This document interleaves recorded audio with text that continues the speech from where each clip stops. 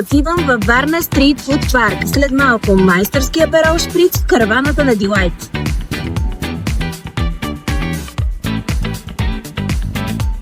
Здравейте от нас, Парк Дилайт. Намираме се в Стрит Фуд Парк. Днес ще ви покажем да се изготвянето на един италиански коктейл аперол шприц. Тайната за изработката е правилната пропорция. Трябва да е 3 към 2 към 1.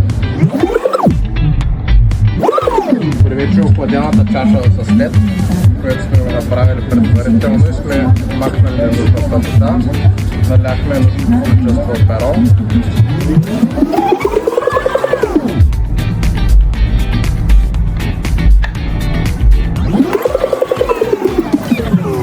Вършваме като доливаме с просеко и с газирана вода. Задължителната декорация.